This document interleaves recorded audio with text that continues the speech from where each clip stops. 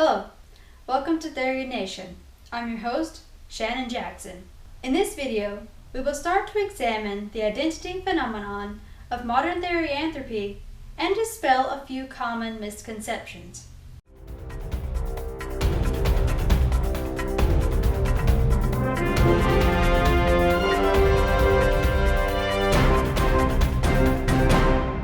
Personal identity has been discussed since the beginning of Western philosophy. Modern therianthropy is an identity phenomenon characterized by a deep, integral, personal belief that an individual is to some degree non-human. This animal identification can be instead of or in addition to a human identification. Therians fully acknowledge that they have a human body, but the physical body and appearance are not the only factors for identification. Therians come from a wide variety of backgrounds, cultures, religions, and spiritualities, including atheism.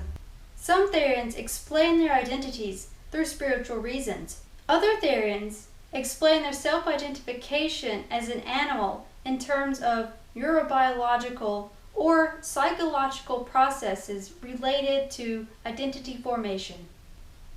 Therianthropy is thought by some to be present from birth or acquired in very early childhood because most Therians do not have a memory of ever having not been Therians, though there may have been a period of not recognizing the nature of their therianthropy, the Therian timeline.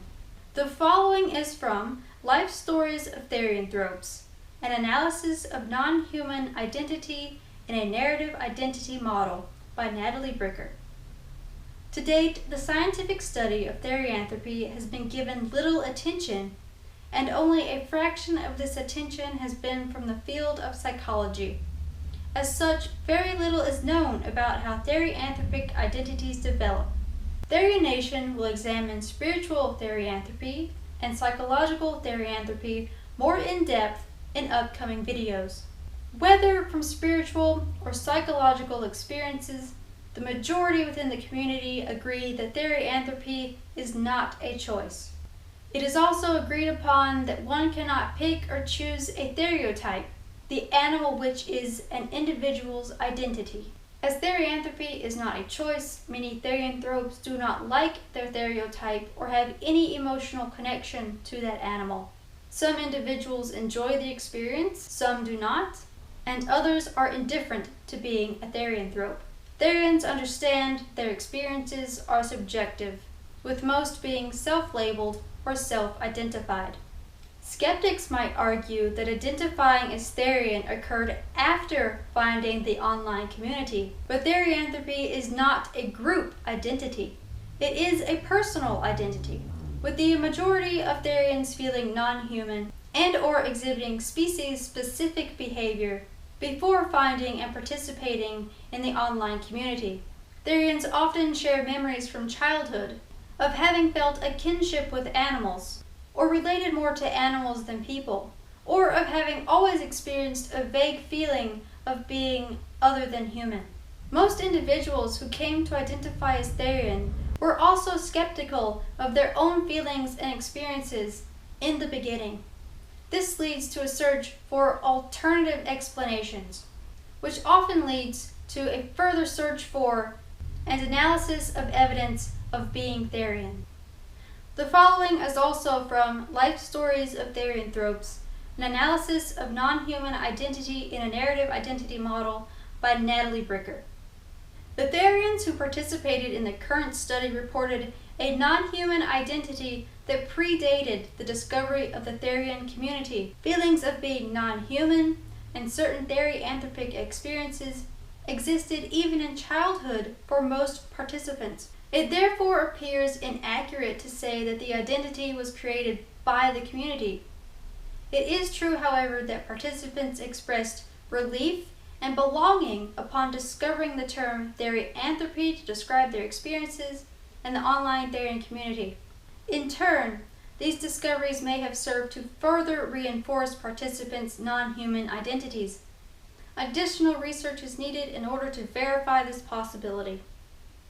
Another recent study, an interpretive Phenomenological Analysis of Identity in the Therian Community states, in the archaeological and anthropological literature, therianthropy is not considered an illness, but rather it is associated with spiritual experiences.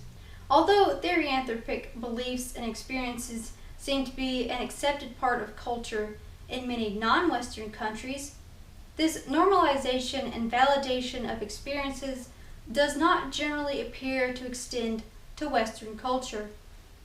There are communities which share similarities to therianthropy, but developed separately, such as otherkin and furries. These communities can overlap. Some Therians may enjoy participating in furry culture, and some Therians may also identify as otherkin. Future videos will examine the furry fandom and otherkin identity in more detail. Instinctual bestial behaviors are characteristic of therianthropy, and most Therians identify as real-world animals, whether currently living species or extinct species such as dinosaurs. There is not a hard distinction, however, and individuals with mythological or non-Earth animal identities may have experiences that are best supported by the Therian community, such as individuals who identify as dragons. Therians are all ages, races, genders, and come from all walks of life. The majority of Therians have successful careers, behave and act normally in public, and they are regular members of society. Therians are high school and college students, IT professionals, volunteers, biologists, artists, authors, teachers, engineers, military personnel, etc. Most animalistic behaviors are kept private. The ability of Therians to control their actions during animalistic impulses is what sets therianthropy apart from mental disorders. To some, being Therian is a major part of their life and identity. For others, it is a less significant facet of their being.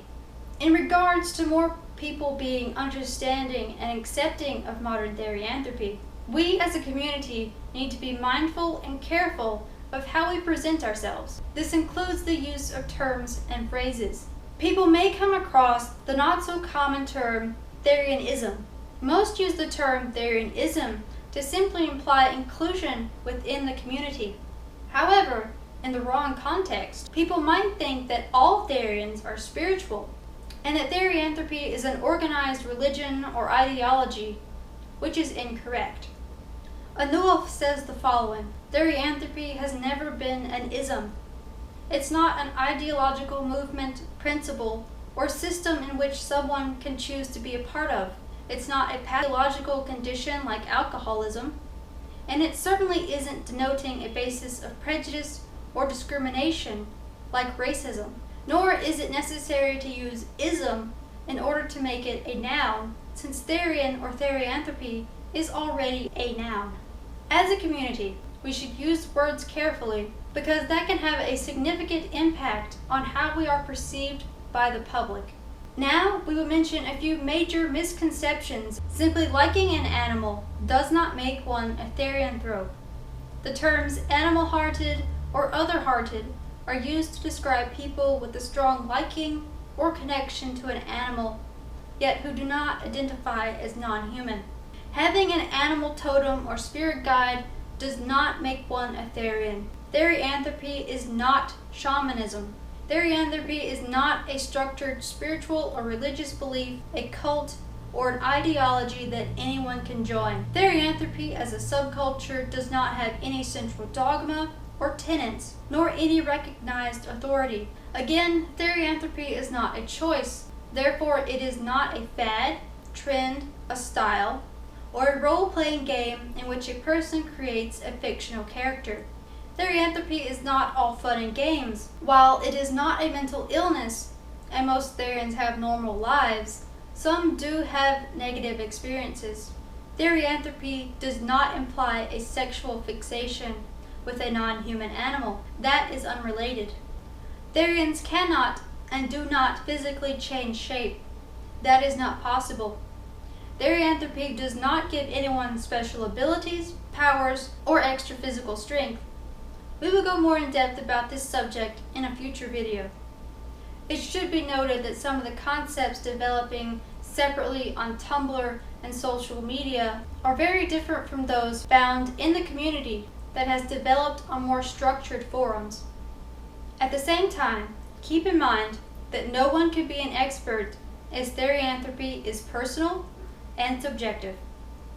Remember to be intelligent and think for yourself. Links to public sources used to gather information for this video have been provided in the description below. TheriaNation has a lot of information to cover. In our next video, we will define terms commonly used within the community. Subscribe to TheriaNation to learn and stay informed about therianthropy and the Therian community. Thank you for watching.